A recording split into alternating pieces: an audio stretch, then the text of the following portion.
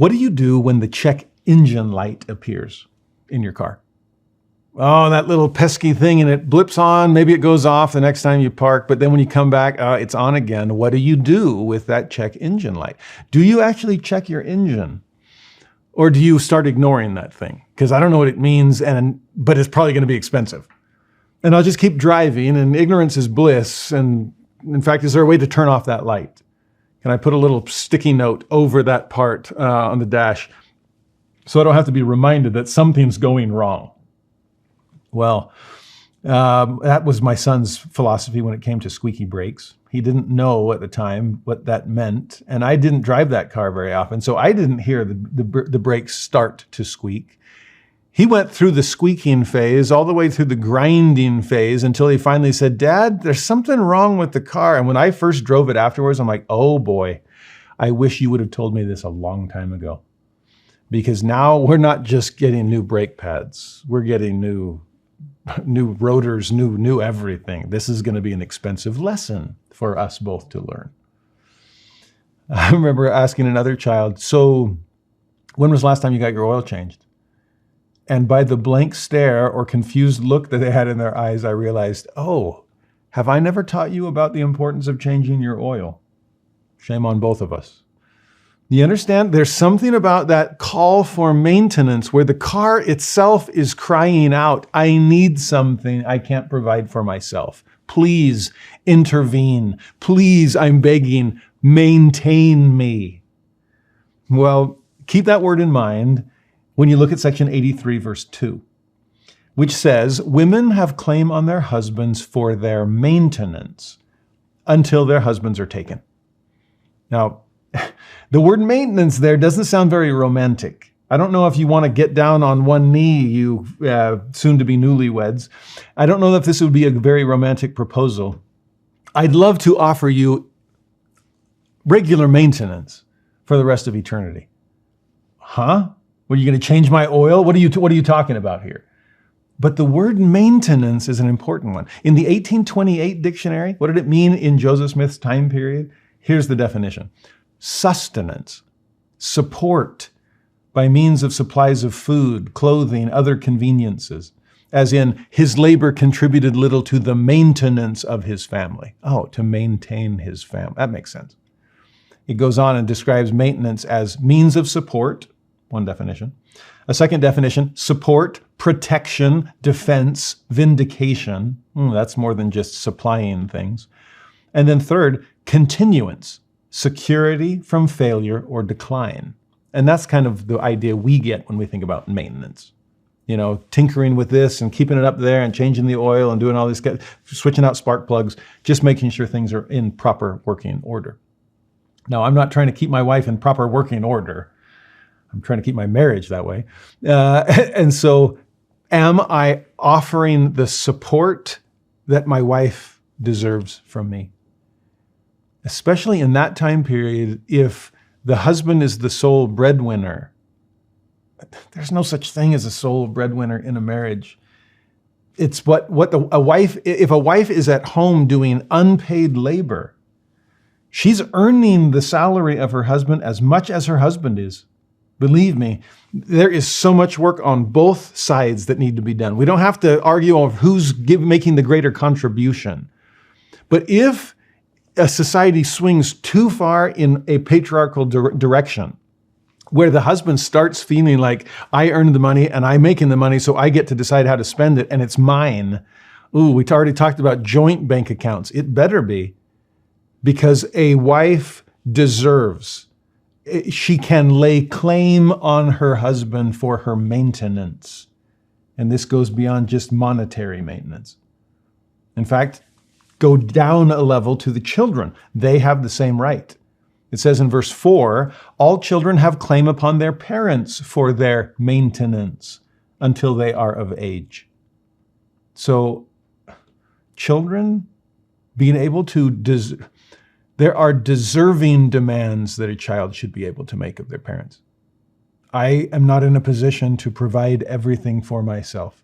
And again, not just financially. In so many areas, what do we parents owe our children? And can we pay them in full? Can they trust that their maintenance will be taken care of by loving parents who are trying to lift wherever they can? If you look at verse 5, let's continue to expand. Speaking of children claiming their parents for maintenance, he says, after that, they have claim upon the church. Or in other words, interesting, he's going to make a synonym for the church here, the Lord's storehouse, if their parents have not wherewith to give them inheritances. Now again, if we're only thinking financial, and my parents are in no position to be able to contribute to my maintenance, well, then the church steps in. It's in that order, by the way. Church welfare, you start with your own family. Is there family, immediate family, extended family I can call upon to help meet my needs? And when those supplies are exhausted, of course, the church as an extended family is there to contribute as well. That church is the Lord's storehouse, and we can lay claim to that for our maintenance. And again, not just financially. What if parents are trying to teach their children certain lessons that the parents themselves don't know very well? Are there other people within the ward that can contribute? If it really does take a village to raise a child, I am so grateful for my fellow villagers. I have joked sometimes with some of my children's friends' parents. Just let me know when it's time to start paying child support, because you are helping me raise my children in beautiful ways. I hope I'm returning the favor. I hope I'm helping you raise yours. We're all in this thing together. And maybe you have a skill set that I don't have. Or maybe it's just that no man is prophet in his own country. So I'll give you some backup if you give me some. And I'll help raise your son if you help raise mine. We'll go contribute to each other's daughters' successes and so on. You understand? And I thank heaven for primary leaders and teachers, for young men and young women's leaders, for people who are pouring their hearts and souls into the maintenance of my own children. Am I returning that favor?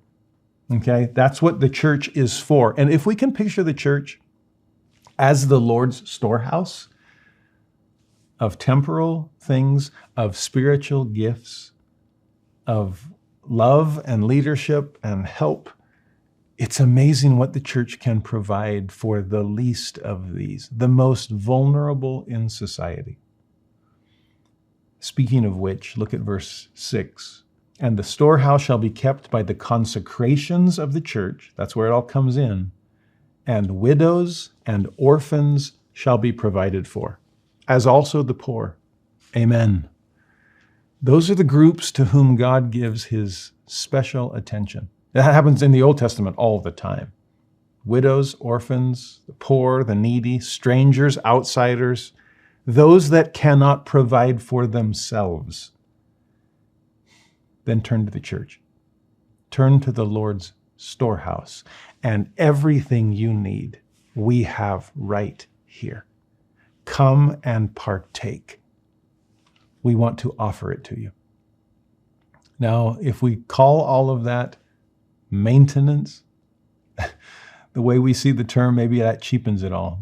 Maybe we focus instead on consecration. But if we think about maintenance as an ongoing effort to keep things in their best proper condition, then maintenance is not a bad word at all. So let me finish where I started this principle. What do you do when the check engine comes on? Do you act or do you ignore? Well, let me ask it this way. What do you do when your check marriage light comes on? Are we behind on our regular maintenance? Did we get married and think we had a Fort Knox worth of deposit in the marriage fund and have then spent decades withdrawing, thinking that it's an endless supply? No, the car will burn through oil. It just happens. You'll burn through brake pads. It's how they're designed.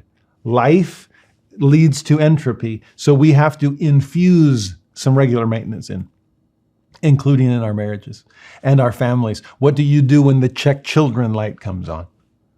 That one comes on pretty frequently. And do we have some kind of decoder where we can plug it in and say, oh, that's where the need resides? Maintenance, my friends. Absolutely key. In fact, one of my favorite verses in the Book of Mormon comes in chapter 44 of Alma, where we get a rough draft of the title of liberty. It's too long. Moroni could never fit that on a cloak, so he has to shorten and condense it, give it an edited version. But that first draft in Alma 44, verse 5, has such a beautiful list of things worth fighting for. The last one fascinates me. It says this: what are they going to fight for? By the maintenance of the sacred word of God, to which we owe all our happiness. I've asked my students on occasion, what are they fighting for there? And they always say, oh, the word of God. Is it the word to which we owe our happiness? No, read it again, be more specific. It's not the word alone. It's our maintenance of it. It's what we do with these words. That's what makes the difference. And so it's not just having a family. It's maintaining a family. It's not just gaining a testimony. It's maintaining that testimony. Whatever God has given us, this is another example of where much is given, much is required. Wherever God has given us a gift, it is up to us to honor that gift and its giver with regular maintenance.